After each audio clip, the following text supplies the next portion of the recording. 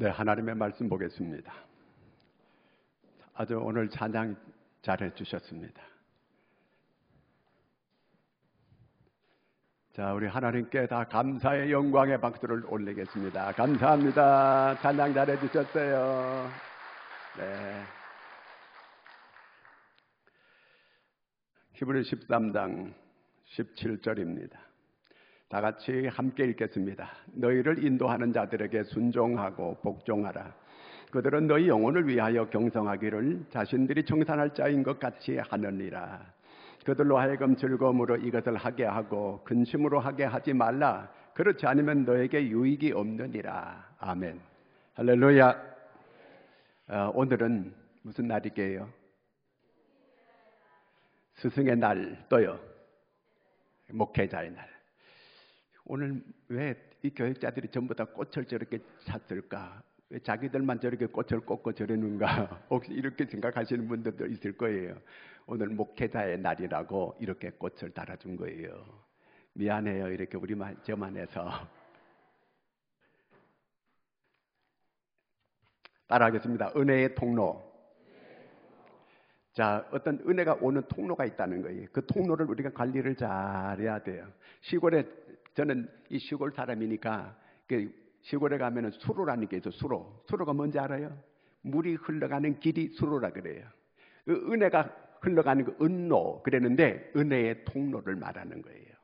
그냥 시골에 그 수로가 있는데 수로에서 이렇게 물을 잘 논으로 들어가게 할 수 있는 거, 그게 바로 수로라 그러는 거예요.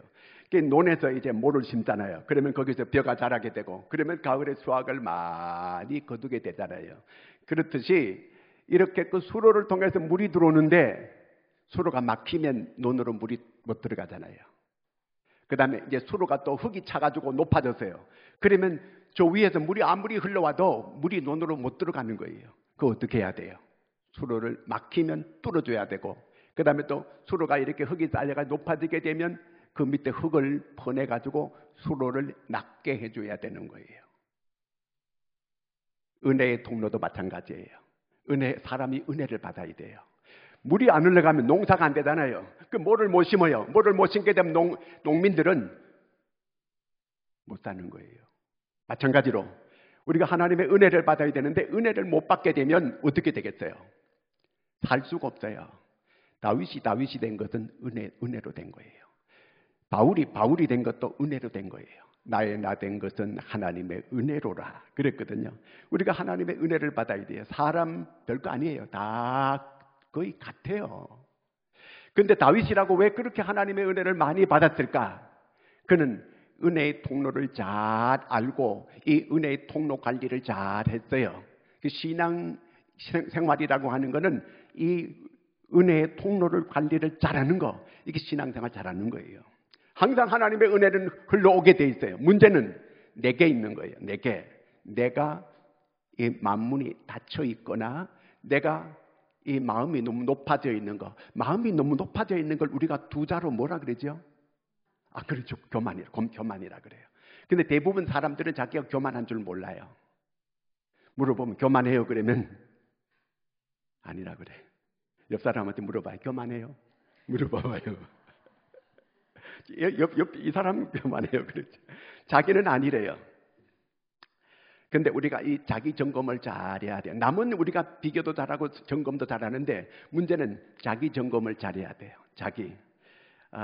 내가 은혜의 통로가 잘 이렇게 열려 있는가, 이걸 잘 알아야 돼요. 만약에 자기 입에서 늘 원망이 나오고 불평이 나오고 짜증이 나오고 막 이런 사람들은요, 지금 이 은혜의 통로가 막혀 있다는 증거거든요. 이게요. 만문이 닫혀 있거나 아니면 자기 마음을 너무 높여놔가지고 은혜가 딴 데로 가. 내한테 올 건데 옆집으로 가버려. 복이 오는데 우리 집에 복이 와야 되는데 옆집으로 자꾸 가네. 복이 번지수를 잘못 알고 저거 왜 복이 저 사람한테 자꾸 가. 내가 복을 받아야지. 내가 은혜의 통로가 막혔거나 수로가 너무 이렇게 크게 쌓여가 높아졌거나 그게 문제가 있는 거예요. 그렇기 때문에 이 은혜의 통로를 관리를 잘해야 되는데, 그러면 은혜의 통로가 뭔가? 은혜의 통로는요, 교육자와의 관계예요. 교육자와 관계. 히스기야하고 다윗이고 훌륭한 왕들이에요. 큰 일을 많이 했어요. 그런데 그 모든 일을 하게 하는 사람들이 누군가? 하나님의 종을 통해서 그 모든 일을 하게 만드는 거예요. 자, 오늘 말씀해 보면 그 17절에 너희를 인도하는 자들에게 그랬어요. 너희를 인도하는 자들, 요즘 말하면 목회자들에게 그 얘기예요. 목회자들에게 어떻게 해야 될 건지 오늘은 목회자주의라 그랬잖아요. 그렇죠? 그렇기 때문에 목회자에 대한 설교를 오늘 하게 된 거예요. 아유, 또 목사한테 잘하라고 또 하는 소리 안 해. 또 눈치 빠른 분도 이렇게 생각할 거예요. 그렇게 받아들이면 안 되고 이 은혜 받는 통로를 내가 잘 가르쳐 주는 거예요. 그러니까 요 관리를 잘해서 여러분들이 은혜 받아야 되잖아요. 논이 물이 안 들어가게 되면 논이 거북이 등짝처럼 쭉쭉 갈라져요. 이렇게 황폐해지게 돼요. 그럴 때에 농부의 심정이 어떠하겠고 그걸 바라보는 하나님은 어떠하겠어요? 우리의 마음이 은혜를 못 받아가지고 이렇게 거북이 등짝처럼 쭉쭉 갈라져가지고 마음이 황폐해져가지고 입에서 나오는 게 거의 원망과 불평과 짜증과 뭐 이런 게 계속 나온다면 그가 지금 은혜를 못 받고 있다는 증거거든요. 하나님의 은혜는 항상 넘치고 있어요. 문제는 내게 있는 거예요. 내가 은혜의 수로를 막아놨거나 아니면 내가 마음을 너무 높여놨거나 여기 문제가 있는 거예요. 그렇기 때문에 내가 잘 신앙생활을 잘하는 것은 은혜의 통로 관리를 잘해야 된다. 그 얘기예요. 그래서 다시 말하면은 교육자와 관계를 잘해야 돼요. 만약에 아이들이 학교 선생님하고 이 관계가 좋을 때는요, 애들이 학교 가기도 좋아하게 되고 그 선생님 가르치는 거 잘 받아들이기도 하고 성적도 올라가게 되고 좋아지게 돼요. 근데 그 선생님한테 뭔가 삐뚤어지게 되면요, 그 아이는 그 선생님 말 안 들어요. 누가 손해요? 애가 손해요? 선생님이 손해요? 선생님은 아무 관계 없어. 애만 손해요. 자기 애만. 절대로 그렇게 만들면 안 돼요. 아빠가 때로는 자녀들을 야단칠 수 있어요. 근데 그 애가 아빠한테 아주 이 반한 감정을 가지고 있고 아빠의 좋지 않게 생각하고 그러면 그 아이는 불행한 아이가 돼요. 요거는 엄마가 역할을 잘해야 돼요. 너 아빠는 좋은 분이다.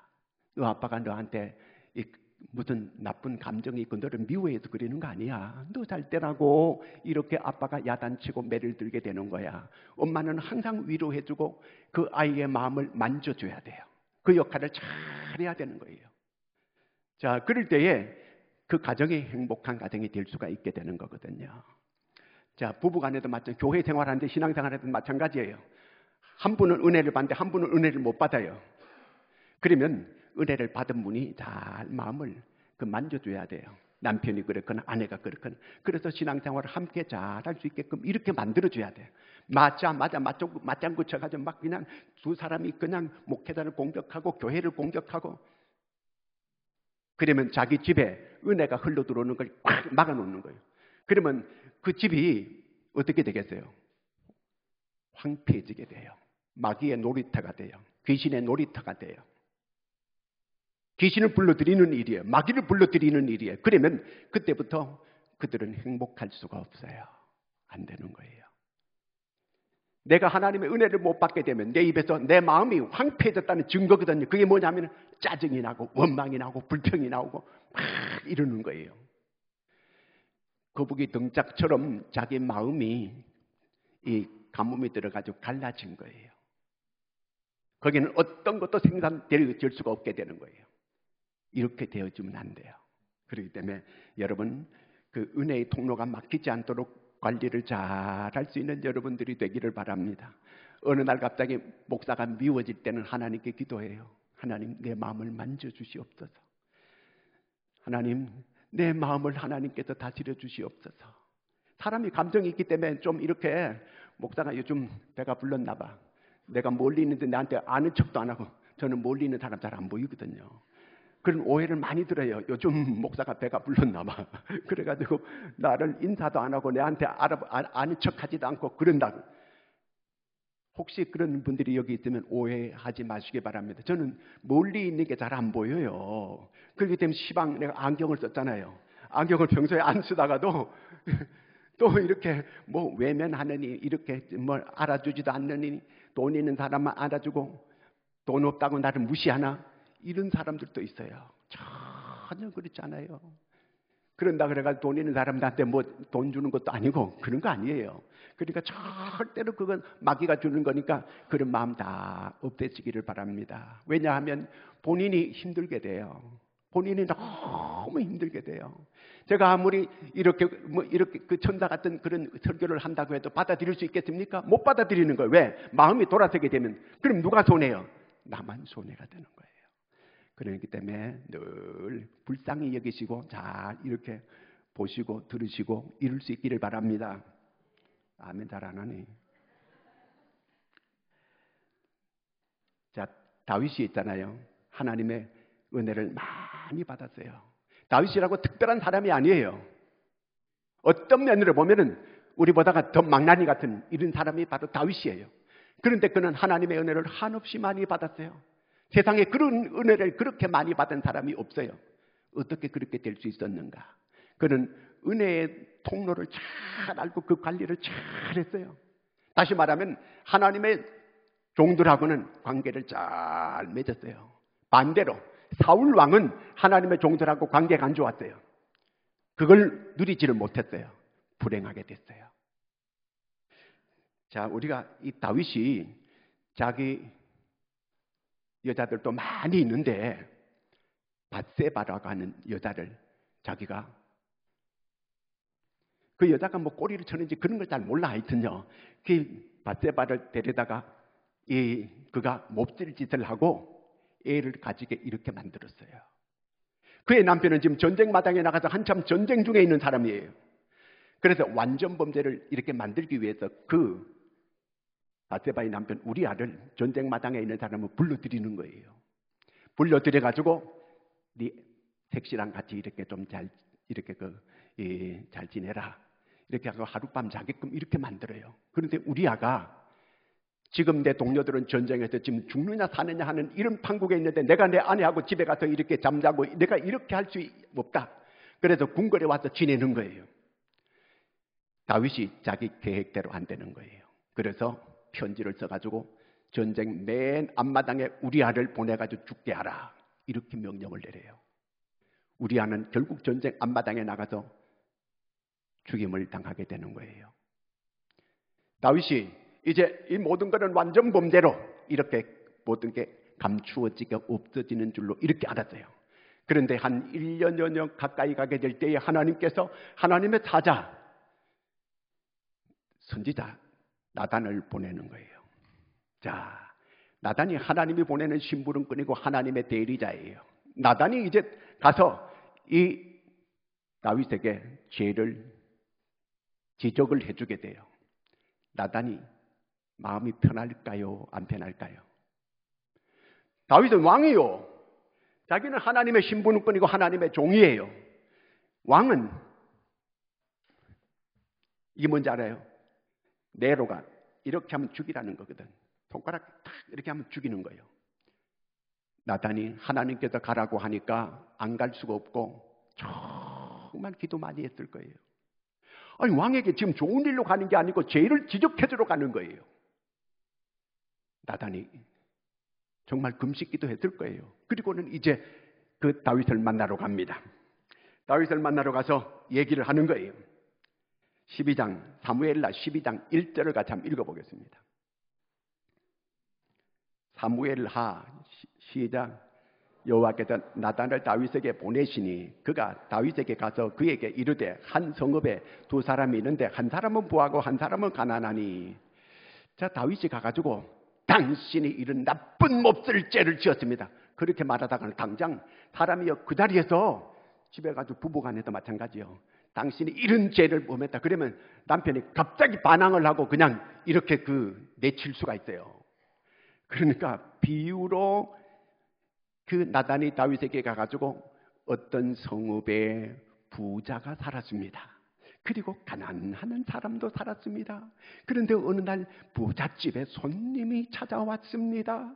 그런데 그 손님이 찾아왔을 때 자기 집은 양도 많고 소도 많은데 그 가난한 집에 양새끼 한 마리 애지중지 자기 식구처럼 기르는데 그 양을 빼앗아다가 부자가 잡아가지고 그 부자 손님한테 대접을 했습니다. 이렇게 얘기를 해요. 그랬더니 다윗이 그놈은 없어 성경이에요. 그 죽일지니라. 죽여야 된다는 거예요. 그 사람은. 그때 나단이 그 사람이 당신입니다. 나단도 정말 지혜롭게 잘했어. 그렇죠? 잘 지적을 했어요.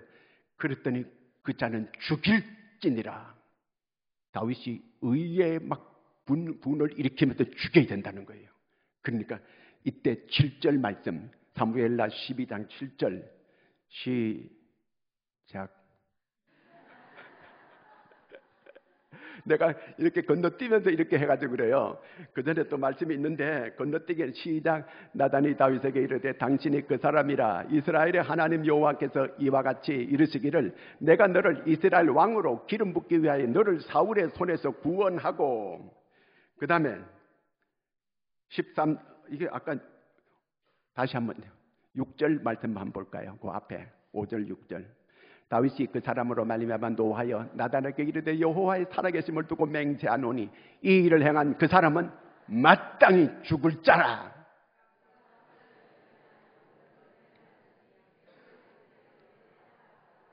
예, 다윗이 가난한 사람을 빼앗아 가지고 그런 그 나쁜 막 이렇게 했던 것 성경은 그런 것 다 정화해 가지고 그 일을 한 자는 죽일지니라. 이렇게 말했던 거거든요. 다윗이 충격을 받았어요. 그 사람이 바로 당신입니다. 이렇게 하게 될 때 엄청 충격을 받았어요. 1년이 지나가지고 이제 거의 모든 거는 완벽하게 다 이제 밧세바는 자기 집에 데려와가지고 자기 색시가 됐고 이제 모든 거는 다 잊혀진 옛날 이야기가 됐는데 이것을 이제 와가지고 하나님께서 하나님의 종을 보내가지고 그걸 이제 들춰내가지고 지적을 받았으니까 이 다윗이 얼마나 당황하겠어요. 12장 13절을 한번 읽습니다. 사무엘라 12장 시작. 나단이 다윗에게 말하되 여호와께서도 당신의 죄를 사하시오. 어지간하면 이렇게 왕이면 여기서 내칠 수도 있고 저놈을 감옥에 가두어라. 저놈을 죽여라. 막 이렇게 할 수 있잖아요. 내가 감히 내가 누구냐? 내가 왕이 아니냐? 그러면서 이렇게 자기 주장을 할 수 있어요. 그런데 전혀 그렇지 않아요. 내가 여호와께 죄를 범하였나이다. 내가 여호와께 죄를 범하였나이다. 다윗은 위대한 사람이에요. 뭘 보고 이렇게 위대한 사람인가? 예수님께서 들을 게 있는 자는 들을지니라. 여러분 들을 길을 다 가지고 계십니까? 그냥 기다리고 있다고 다 듣는 게 아니에요. 마음문이 열려 있어야 된다는 그 얘기예요. 들을 귀가 있다는 얘기는 마음이 열려 있다는 얘기고 그 다음에 죄를 깨닫는다는 얘기예요. 다윗은 들을 귀가 있었는데 마음이 열려 있었고 그 다음에 두 번째는 죄를 깨닫는 마음이 있었고 그 다음에 죄를 고백하는 거예요. 왕이지만 그 자리에서 무릎을 꿇고 내가 여호와께 죄를 범하였나이다. 얼마든지 내칠 수도 있고 감옥에 쳐넣을 수도 있고 죽일 수 있는 상황인데도 왕이 그 자리에서 무릎을 꿇고 하나님께 죄를 범했다고 자백하는 거예요. 그 즉시로 그 나단 선지자가 당신의 죄를 사하셨나이다. 이렇게 말씀하는 거예요. 그러면 이 다윗이 정말 이 나단 선지자 앞에서 쇼를 했는가? 정말 형식적으로 했는가? 진실하게 했는가? 시편 6편 6절을 같이 읽습니다. 시편 6편 6절. 내가 탄식함으로 피곤하여 밤마다 눈물로 내 침상을 띄우며 내 요를 적시나이다. 밤마다 하나님 앞에 울면서 통곡하는 거예요. 그래서 자기 요를 다 적시면서 통곡하면서 날마다 우는 거예요. 여러분이 시편 51편을 읽어보면요, 거기 나단이 밧세바를 이 다윗이 범했을 때 그때 만났다고 하는 그 제목이 딱 나와요. 거기 보면 시편 51편 1절에서 4절까지 이렇게 고백합니다. 시작. 안 나왔네. 하나님이여, 주의 인자를 따라 내게 은혜를 베푸시며 주의 많은 긍휼을 따라 내 죄악을 지워주소서. 나의 죄악을 말갛게 씻으시며 나의 죄를 깨끗이 제하소서. 물은 나는 내 죄가를 아우니 내 죄가 항상 내 앞에 있나이다. 내가 주께만 범죄하여 주의 목전에 악을 행하여 싸우니 주께서 말씀하실 때에 의로우시다 하고 주께서 심판하실 때에 순전하시다 하리이다. 계속 자기 죄를 하나님 앞에 자백하고 고백하고 이렇게 합니다. 자, 그러면 이 다윗이 이 하나님의 종하고 이 관계를 잘 유지하는 거예요. 자기는 왜? 하나님의 종이 어떤 사람이에요? 하나님의 대리자예요. 하나님의 심부름꾼이에요. 자, 그런데 그 하나님의 종을 대항하게 되면 누구를 대항하는 거예요? 하나님을 대항하는 거예요. 그 종을 공격하는 것은 하나님을 공격하는 거예요. 그 하나님을 공격하게 되면 자기가 이로울 게 있겠어요? 꽃이 없어졌네.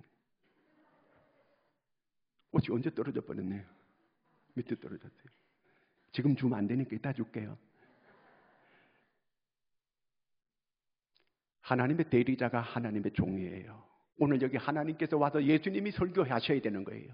그런데 대신 하나님은 사람을 통해서 하나님의 말씀을 전하게 만드는 거예요. 그러므로 여러분, 우리가 하나님의 종을 대할 때 관계를 잘 하는 게 중요해요. 왜?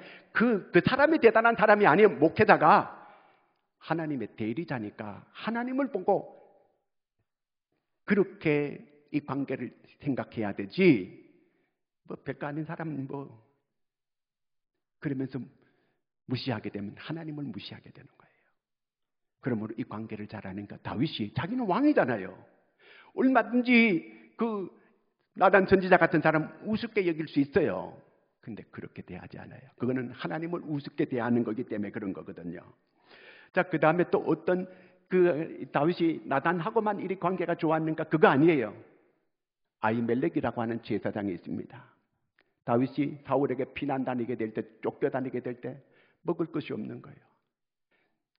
다윗에게 누가 빵이라도 한 개 주게 되면 사울이 다 죽이니까 배가 너무 고팠어요. 아히멜렉 제사장을 찾아갔습니다. 높 땅에. 그래서 자기가 좀 먹을 거 좀 달라고 해요. 아히멜렉 제사장이 그냥 뛰어와가지고 어찌 이렇게 혼자 이렇게 왔느냐고. 그러면서 뭐 먹을 거 좀 없느냐고 다윗이 얘기해요. 그때 사무엘하 24장 13절, 아니 13절이 아니라 21장 1절 읽겠습니다. 21장 1절. 다윗이 노베 가서 제사장 아히멜렉에게 이르니 아히멜렉이 떨며 다윗을 영접하여 그에게 어찌하여 내가 홀로 있고 함께하는 자가 아무도 없느냐 하니 찾아왔어요. 그러면서 먹을 거 좀 달라고 해요.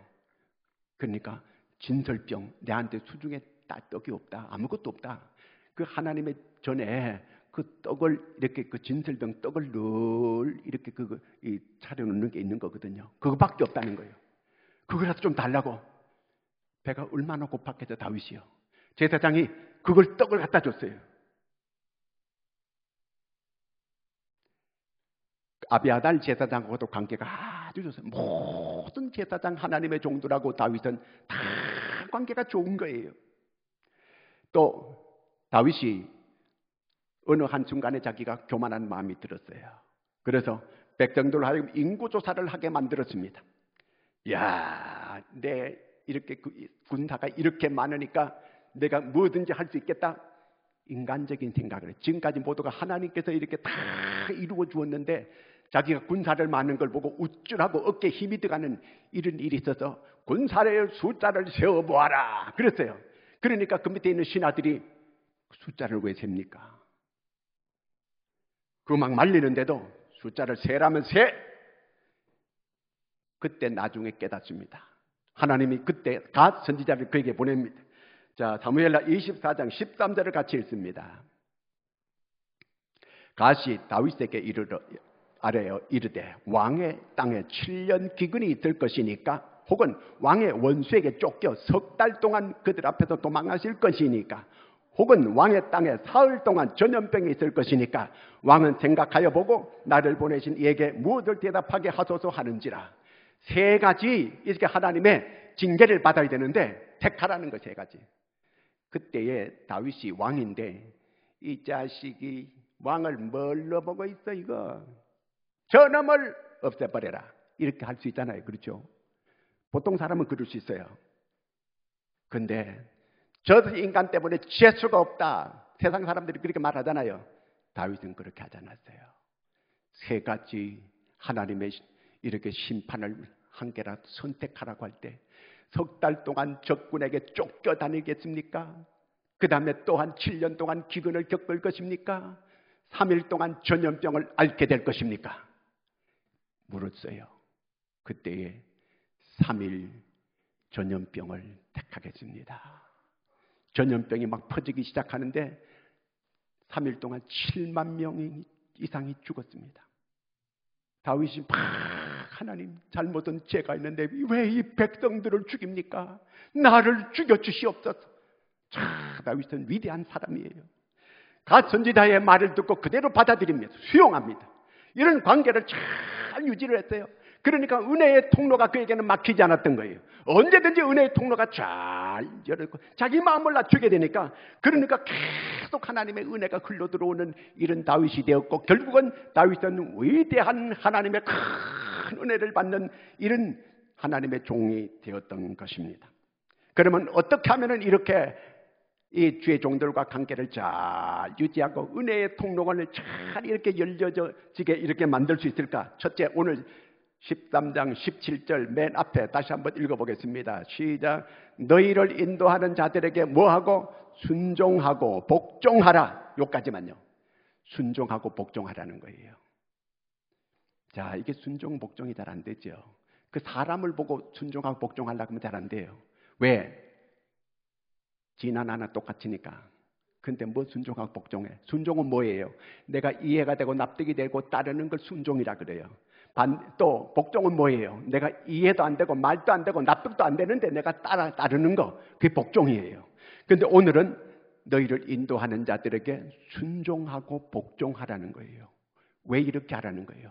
그 목사한테 순종하고 복종하라는 그 얘기가 결국은 아니고 결국 하나님께 순종하고 복종하라는 그 말이에요. 왜? 하나님의 대리자로 목사가 서 있기 때문에. 그렇기 때문에 하나님의 말씀을 전하는 그 말씀을 순종하고 복종하라. 그 얘기예요. 그러므로 그렇게 받아들여야 된다. 그 얘기예요. 하나님의 대리자에게 하나님처럼 네가 순종하고 복종하라. 그 얘기예요. 만약에 그렇지 않게 되면 17절 맨 끝에 보면 유익이 없다 그랬어요. 유익이 없으면 어떻다는 얘기예요? 해가 된다 그 말이에요. 이스라엘의 그 북왕국 이스라엘이 있고 남쪽 유다 나라가 우리나라처럼 남북이 둘로 갈라져 있었어요. 갈라져 있는데 북쪽의 북왕국은 19대 왕까지 있었습니다. 선한 왕이 한 사람도 없어요. 남쪽은 22대 왕까지 있었는데 선한 왕이 8명 있었어요. 자, 그러면 선한 왕은 뭐고 악한 왕은 뭔가? 그야말로 깡패가 다스리는 게 이게 악한 왕이고 그냥 천사와 같은 사람이 선한 왕인가? 그건 아니에요. 기준이 뭔가? 하나님의 사자와 관계가 좋고 하나님의 사자의 말을 순종하고 복종한 사람은 선한 왕. 반대로 하나님의 사자에게 하나님의 종에게 순종 안 하고 복종 안 하면 악한 왕. 이게 기준이에요. 성경을 잘 읽어보세요. 그게 다 기준이에요. 그러면 교회도 마찬가지죠. 그러면 선한 교인, 악한 교인 가릴 수 있어. 그렇죠? 옆 사람 보고 당신은 선한 교인이에요? 악한 교인이에요? 말 서로 안 하네. 곤란스러워. 그렇죠? 곤란스러운 거예요. 그러니까 목회자의 말을 잘 순종하고 복종하는 사람은 선한 교인. 왜? 그 성경에 그 기준이 돼 있으니까 그렇다 그 말이에요. 하나님의 사자와 잘 관계를 잘 맺고 순종하고 복종하는 사람이 선한 왕. 오늘날도 마찬가지 그렇게 대입시켜 볼 수가 있어요. 그런데 선한 왕으로 있다가 악한 왕으로 이렇게 빠지는 그런 사람이 있어요. 그 사람이 어떤 사람들인가? 우리가 잘 아는 요아스 왕이라고 하는 사람이 있습니다. 구약 성경 요아스 왕이 있는데 요아스 왕은 어머니가 아달랴예요. 아달랴인데 그 요아스의 아버지가 죽고 난 다음에, 그러니까 아달랴 남편이 죽고 난 다음에 그 왕족들을 다 죽여버려요. 그 요아스의 어머니가 자기가 왕이 되려고 그래요. 엄마가 왕 되려고 자식 다 죽여버려요. 근데 거기에 고모가 몰래 이 요아스를 유모 역할을 하면서 몰래 빼돌려가지고 성전에서 감추어서 그렇게 키워요. 고모가 키워요. 그런데 거기에서 고모가 키우면서 그때에 그 고모의 남편이 누구냐면 여호야다라고 하는 하나님의 제사장이에요. 이 제사장이 그 요아스를 잘 키우면서 지도를 잘해요. 그러니까 이 요아스 왕이 선한 왕이 돼요. 7살에 왕이 되는데 그때부터 선한 왕이 되는데, 어떻게 선한 왕이 될 수 있는가? 여호야다 제사장의 말을 잘 듣는 거예요. 왜? 자기 생명의 은인이잖아요, 그분은. 그러니까 그 말을 잘 듣는 거예요. 그러니까 이 요아스가 계속 형통하고 번성하고 나라가 강성해지게 되는 거예요. 근데 여호야다가 나이가 많아 죽었어요. 제사장이 죽었어요. 그 다음부터는 이 요아스가 말을 안 듣는 거예요. 그래서 악한 왕으로 돌아서요. 제사장은 또 그 아들도 제사장인데 그 아들 제사장도 스가랴예요. 그래서 이 요아스에게 가가지고 그렇게 간신배들 말만 듣고 그렇게 하면 아니 되옵나이다. 그러니까 이 요아스 왕이 저놈을 죽여라. 그래가지고 신하들이 끌고 나가서 이 여호야다 제사장의 아들이 그 제사장 스가랴인데 그것도 죽이게 만들어요. 결국 자기도 돌에 맞아가지고 요아스 왕도 비참하게 죽어요. 자, 결국은 선한 왕이었다가 악한 왕으로 돌아서는 원인이 뭐로 비롯돼요? 하나님의 선지자의 말을 안 듣는 거. 그게 악한 왕이 되는 거예요. 그러니까 모든 형통이 불통이 되고 강성했던 나라가 이렇게 연약한 나라가 되고 무너지게 되는 거예요. 자기도 안 되고 자식도 안 되고 나라도 망하게 만드는 이런 결과를 가져오고 말게 됐다는 그 얘기입니다. 자, 그 다음에 우리가 우시야 왕이라는 거 알죠? 우시야 왕 많이 들어봤죠, 그렇죠? 자, 우시야 왕이 있는데 그때 이 우시야 왕은 선한 왕이었습니다. 그 선한 왕이 왜 선한 왕이 될 수 있었는가? 스가랴 선지자라고 하는, 아까 그 스가랴하고 이름도 비슷해요. 아달랴, 이 요야다의 아들 제사장 가운데 스가랴가 아까 그 얘기했는데 이번에는 선지자 스가랴예요. 그래서 선지자가 우시야 왕을 잘 지도해 줬어요. 그러니까 선지자의 말을 잘 듣는 이 우시야 왕은 날로 강성하고 형통하고 이렇게 되어졌어요. 그런데 이 스가랴가 죽고 나니까 간신배들 말을 또 듣기 시작하는 그 왕이. 그러니까 나라가 아주 어렵게 되어져 가는 거예요. 어렵게 되어져 가게 되고 교만해지기 시작하는 거예요. 스가랴 선지자가 죽고 나니까 이 왕이 교만해지기 시작해가지고 자기가 제사장들만, 이 제사장이만 성전에 가가지고 이렇게 그 제물을 드릴 수 있는데 자기가 들어가서 향을 피우고 자기가 이렇게 제사를 집례하려고 이렇게 하는 거예요. 제사장들이 80명이 따라가면서 폐하는 이루심은 아니 됩니다. 아니 됩니다. 막 말렸어요. 이 자식들이. 그러면서 막, 이 자식은 그런 말 없어요, 성경에. 화를 벌컥 내는 거예요. 그때 이마에 문둥병이 그때 탁 드는 거예요. 그때부터 이 우시야 왕은 문둥병이 들어가지고 갇혀 있다가 이 세상을 끝내요. 선한 왕이었을 때는 너무 좋고 자기도 좋고 백성도 좋고 모두 태평성대를 누릴 수가 있었는데 이 악한 왕으로 하나님의 이 종들하고 관계가 안 좋아지게 되니까 이런 불행한 사태가 오게 되고 자기도 안 좋고 나라도 안 좋고 모두가 안 좋게 되는 이런 결과가 오고 말았다는 그 얘기입니다. 그러므로 우리가 어떻게 해야 되겠습니까? 순종하고 복종하는 거. 이걸 내가 바로 은혜 받는 통로를 잘 유지하는 길이다. 믿으시기를 바랍니다. 자, 그 다음에 계속 또 보니까 17절, 그 히브리서 13장 17절에 순종하고 복종하라. 그들은 너희 영혼을 위하여 경성하기를 자신들이 청산할 자인 것 같이 하느니라. 그들로 하여금 즐거움으로 하고 즐거움으로 하나님의 종들이 일할 수 있게 그렇게 해주라, 그 얘기예요. 목사한테 잘하라고 또 하네. 목사한테 잘하라고 하는 거는요, 저를 위해서 그러는 거 아니에요. 본인이 좋아져요. 본인이. 아이들이 선생님하고 잘 지내는 거는 그 애가 더 좋아지게 된, 선생님한테 별 그런 관계가 없어요. 선생님도 물론 이렇게 말썽꾸러기보다는 좋은 아이한테 좋겠지만 그 아이는 장래가 걸려있는 문제예요. 그렇잖아요. 그래서 갈라디아 6장 6절에 보면 이렇게 나옵니다. 갈라디아 6장 6절 같이 읽겠습니다. 말씀을 가르침을 받는 자와 가르치는 자는 모든 좋은 걸, 시작, 가르침을 받는 자는, 말씀을 가르치는 자와 모든 좋은 걸 함께 하라. 왜 이렇게 하라고 했을까? 여기 목사한테 잘하라고 하는 얘기네. 또 이렇게 약삭 빠르게 또 이렇게 생각하는 분들이 있어요. 다시 비춰줘 봐요. 뭐가 먼저 나와요? 가르침을 받는 자가 먼저 나와요. 왜? 가르침을 받는 자가 그래야 은혜를 받게 되고, 그래야 그 은혜의 통로가 막히지 않고, 그래야 내가 하나님의 복을 받을 수 있기 때문에 그런 거예요. 자, 다윗이 하나님의 종들하고 관계를 잘했어요. 그러면 자기한테, 그러면 이 나단만 복을 받고 나단만 올라가게 되고 나단만 잘 됐나? 나단은 잘된 거 없어요. 중요한 거는 다윗이 잘 됐어요. 다윗이 큰 은혜를 받고 다윗이 큰 복을 받고 그렇게 됐다는 그 얘기예요.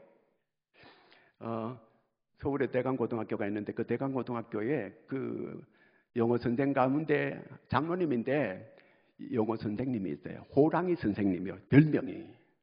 근데 고등학교 1학년 영어 선생님이었는데 애가 들어와가지고 이제 공부 시간에 영어 교과서를 선생님이 읽게 했어요.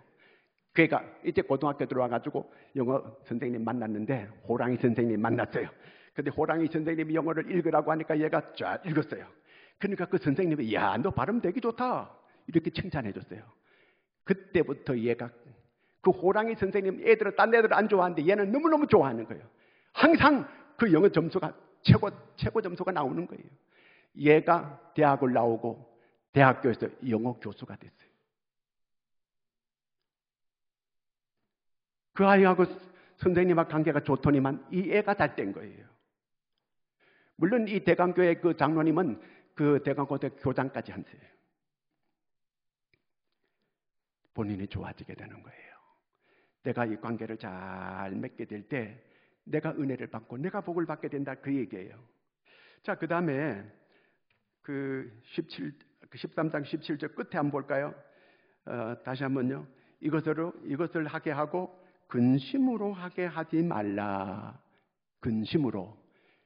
이 하나님의 종이 근심으로 목회를 이렇게 하게 되면 끝머리 뭐라 그랬어요? 그렇지 않으면 너에게 유익이 없느니라. 유익이 없다는 말을 뒤집어 놓으면 뭐예요? 해가 된다, 그 말이에요. 왜? 교회 다니면서 왜 해 받을 짓을 왜 합니까? 여러분 은혜 받아야 되잖아요. 그렇죠? 여러분이 복을 받아야 되지 않습니까? 그런데 교회에 나오면서도 해를 받는다고 하면 이건 불행한 거 아니게요? 저는 하나님의 은혜 받는 그 길을 가르쳐 주는 거예요. 그 통로를 제가 가르쳐 주는 거예요. 자, 사무엘상 16장 2절을 다시 한번 읽겠습니다. 사무엘상 16장 2절 없나 봐요. 사무엘이 그 사울 왕 때문에 너무 슬퍼해요. 사울 왕이 삐딱하게 저렇게 가는 걸 보고 하나님께서 사울을 버렸어요. 그래서 이제 다윗에게 기름을 부으러 가는 그 마음, 그리고 계속해서 사울 왕 때문에 그 마음에 근심이 되는 거예요. 그러니까 하나님께서 네가 언제까지 그를 위해서 슬퍼하겠느냐, 이렇게까지 하는 거예요. 왜 이 사울은 이 하나님의 종하고 관계가 이렇게 되었는가? 그러니까 그 삶이 불행하게 된 거예요. 사울의 왕권이 다윗의 가문으로 옮겨지게 되고 사울의 가문은 폭삭 망해가지고 다 없어지게 됐습니다. 얼마나 불행하게 됐어요. 여러분, 이 다윗이 하나님의 종 나단하고 잘 지냈습니다. 자기에게 죄를 지적해주는 자기가 왕입니다. 그런데 모든 사람이 다윗은 만만이라고 다윗을 칭찬하고 다윗을 높이고 이런 가운데 있는데 이제 그 바세바 사건을 갖다 터뜨려가지고 그러면 이 다윗은 그 체면이 말이 아니게 돼요.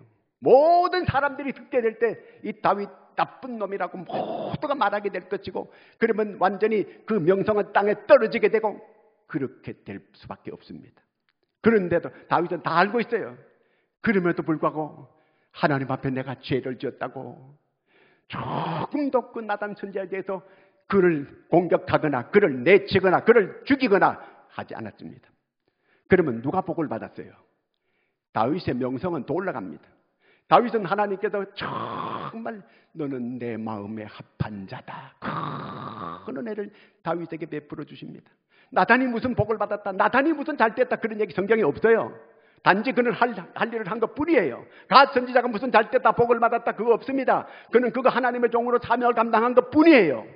그러나 거기서 잘 반응했던 이 다윗, 그는 큰 은혜를 받고 계속해서 하나님의 은혜가 흘러와가지고 형통케 되는 이런 복을 누리는 사람들이 됐습니다. 모두가 다 여러분 이 은혜의 통로 관리를 잘해서 모두가 다 여러분의 삶이 형통케 되기를 축원합니다. 기도하겠습니다. 아버지 하나님, 정말 저희들의 하나님 은혜의 통로가 잘 열려져서 형통케 되게 하여 주시옵소서. 예수님의 이름으로 기도하옵나이다.